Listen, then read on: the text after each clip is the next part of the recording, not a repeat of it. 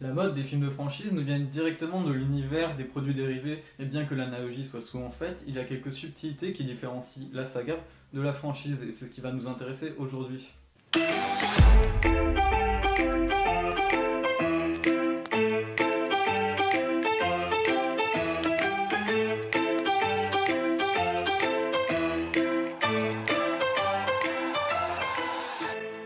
Dans sa narration, un film qui fait partie d'une saga n'est pas indépendant des autres qui la composent, contrairement à ce qui va nous intéresser aujourd'hui.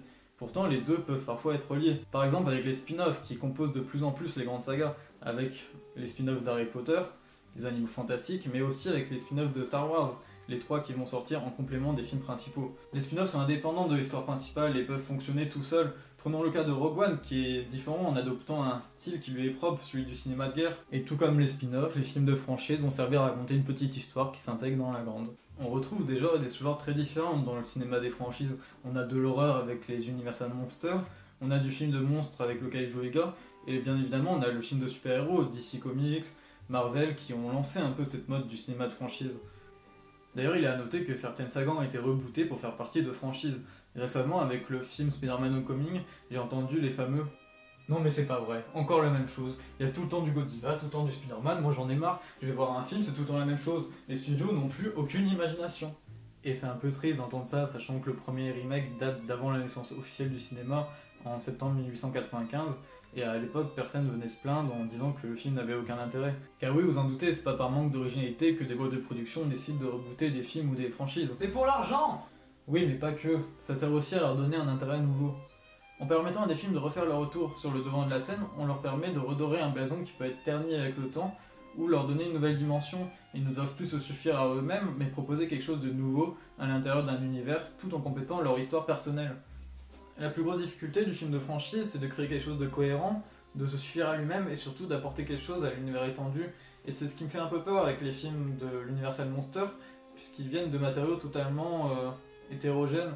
À la base, les films n'étaient pas faits pour se rassembler. Et ça, c'est le vrai challenge qui peut être intéressant, mais casse-gueule à la fois. Mais est-ce que c'est une formule qui est faite pour durer? Personnellement, je ne pense pas. L'attente que suscite la sortie de chaque film peut très rapidement se transformer en agacement. Par exemple, avec les films de super-héros, chaque année, c'est pas moins de 6 films qui sortent. Et la publicité qui entoure ces sorties est toujours très importante. Quand on rajoute à ça les produits dérivés, les séries télé et tout le reste, on peut très vite arriver à un ras-de-bol général. Bon, on pourrait se dire que c'est pas très grave, qu'on regarde pas tout le temps le même film, que c'est juste le nom de la franchise qui reste, et c'est pas totalement faux. Mais c'est pas non plus totalement vrai. Quand on regarde un film de Marvel, on sait que c'est un film Marvel par des codes qui sont acquis. On a le ton léger, on a le visuel, on a la narration, et petit à petit on se retrouve avec des histoires qui sont assez similaires au fur et à mesure. Et ça, c'est le problème d'avoir une franchise aussi immense.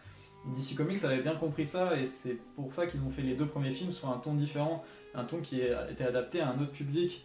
Et c'est un peu dommage de voir qu'ils ont changé ça à partir de Suicide Squad.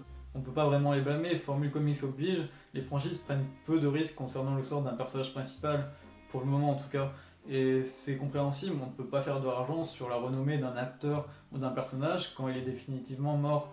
Mais cela impacte un peu la narration, sachant qu'on ne peut pas vraiment s'inquiéter pour des personnages, et donc instaurer un climat sombre à partir d'une histoire aseptisée est assez difficile.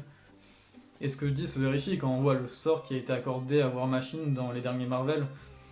C'est un peu triste. Finalement, je suis pas contre ce cinéma des franchises qui permet de moderniser un peu l'industrie du cinéma, et puis ça permet aussi de lutter contre l'influence des séries qui est de plus en plus grandissante, mais j'ai du mal à voir ça comme quelque chose de durable.